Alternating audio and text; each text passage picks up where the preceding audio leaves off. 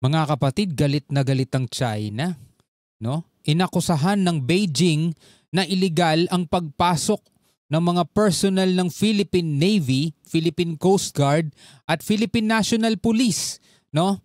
O maritime group sa Sandy Cay. Kung naaalala ninyo mga kapatid, nitong nakaraan naglabas ng litrato o larawan ng China na hawak-hawak nila yung bandila nila doon sa may Sandy Cay at ang sabi nila ay naukupa na daw nila ang Sandy Cay. Yan ay pinabulaanan ng ating mga otoridad at tayo'y nagtungo doon para iangat din natin mga kapatid ang ating bandila. Etong Sandy Cay mga tol, napakalayo nito sa kanila. Ito'y pasok sa exclusive economic zone ng Pilipinas. No? At ito'y pasok din mga kapatid sa territorial waters ng Pag-asa Island. Okay? So kung ang pagbabasehan natin UNCLOS, United Nations Convention on the Law of the Sea, talagang talo China. Kung pagbabasehan pa natin yung 2016 arbitral ruling, talong-talo lalo ang China mga kapatid. Kaya ngayon eto, panoorin natin, pag-usapan, bigyan natin ng reaksyon itong balitang to mula rito sa Net25, yung pag-alma ng China o yung panggagalahitin nila mga kapatid sa pagpunta nga doon ng mga personnel ng ating bansa. No? Ayan, sabi rito sa report, China inalmahan ng maritime operation ng Pilipinas sa Sandy Cay. Bago natin to simulan mga kapatid, huwag mong kalimutan mag-subscribe. Click mo na rin ang notification bell para ma-notify ka whenever na may mga bago tayong reaction video tulad nito. Syempre dapat mga kapatid, updated tayo sa mga nangyayari ngayon dito sa ating soberanya, no? Huwag na natin patagalin pa, panoorin na natin to mga tol. Inakusahan ng Beijing na iligal ang pagpasok ng personel ng Philippine Navy, Philippine Coast Guard at maging ng Philippine National Police Maritime Group sa Sandy Cays 1, 2, and 3. Again, napakadaling mag-akusa. Sa kahit na sino at sa kahit na anong bagay, napakadaling mag-akusa.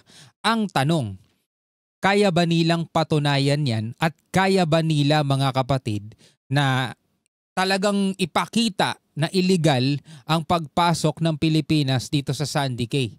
Kasi nga mga kapatid, kung ang pagbabasehan natin, lalong-lalo na karagatan ang pinag-uusapan natin mga tola, hindi ito kalupaan, dagat yan mga kapatid.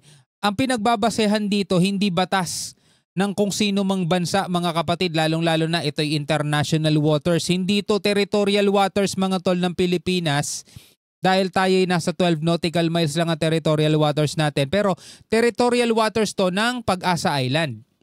Sa makatwid, ito'y parte talaga at soberanya talaga ng Pilipinas. Batay na rin yan sa UNCLOS at saka sa international law. Paano ngayon yan papalagan ng China? Ang problema mga tol, ginagamitan lang nila tayo ng puwersa . Sinabi Chinese Coast Guard spokesperson Liu Dejun, iligal na pumasok ang 6 na personnel ng Pilipinas, tinatawag nitong TX and Reef. Sa kabila nito ay tinawag naman ang National Task Force West Philippine Sea na matagumpay ang natapos na interagency maritime operations ng dineploy na team. Sa gitna ng operasyon din ay may namataan ng team ang iligal na presensya ng Chinese Coast Guard Vessel 5102 sa silangang bahagi ng Quito. Kung mapapansin nyo, no, pareho tayong nagtatawag sang illegal sa isa't isa. Sinasabi natin mga kapatid, illegal ang presensya ng China. Sila naman tinatawag tayong illegal ang presensya ng Pilipinas.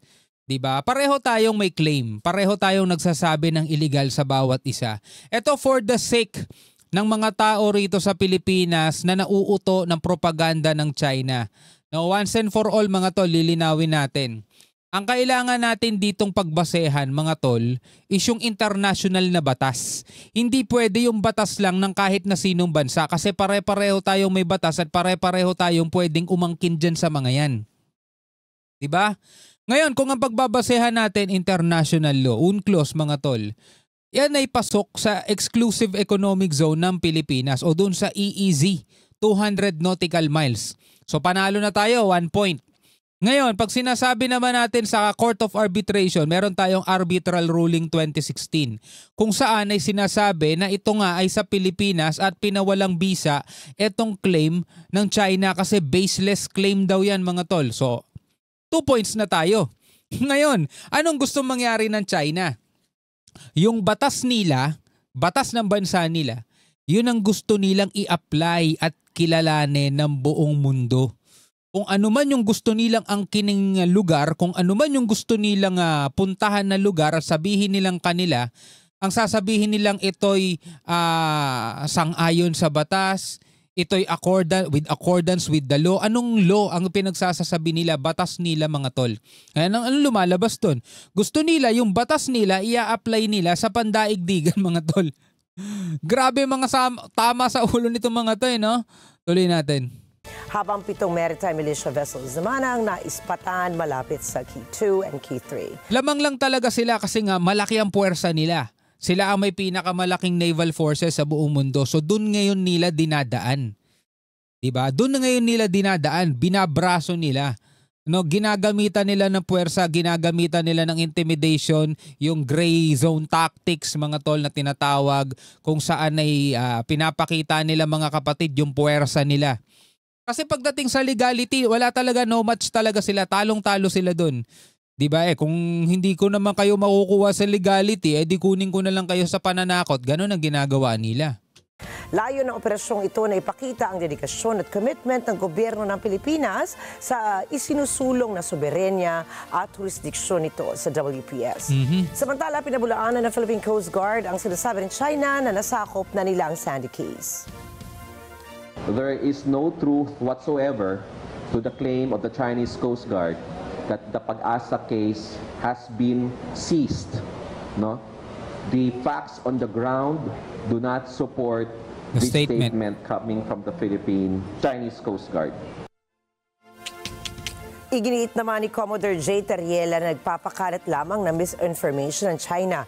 Sa kabila naman ng issue, sinabi ni Palace Press Officer Attorney Claire Castro na hindi pa ipatatawag na Malacanang si Chinese Ambassador to the Philippines, Wang Zhilian. Sa ngayon po, wala pa po tayong nadidinig na anumang pag-uutos patungkol po dyan. Pero minararapat po talaga na magkaroon po ng malalimang pag-iimbestiga patungkol po dito. Lalo-lalo na po kung ito naman ay may kinalaman na rin sa seguridad ng bansa. The fact, mga kapatid, na sinabi ng China at inanunsyo ng kanilang Coast Guard na nasakop na nila o naokupa na nila itong Sandy case, mga tol, doon pa lang, mga kapatid, banta na talaga sila eh. Biruin mo i-announce nila yung soberanya ng Pilipinas, sasabihin nilang nasakop na nila. Diba? Invasion kung titignan mo eh. Diba? Doon pa lang sa pag-announce nila, nasakop na namin ng Sandy Cay. Anong ibig sabihin nun?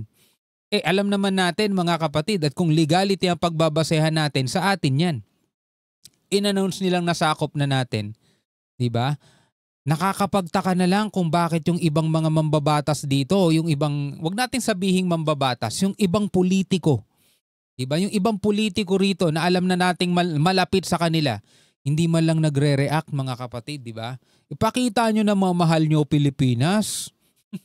Diba? Ipakita nyo naman. Hindi naman tayo naghahangad makipaggera sa kanila eh. Hindi naman natin sinasabing makikipaggera tayo sa kanila, hindi natin kaya yun. Diba? Pero ipakita nyo naman sa mga Pilipino na talagang hindi kayo pro-China. Well, pro-China naman talaga sila. Pero ipakita nyo naman sa mga Pilipino na mahal ninyo Pilipinas.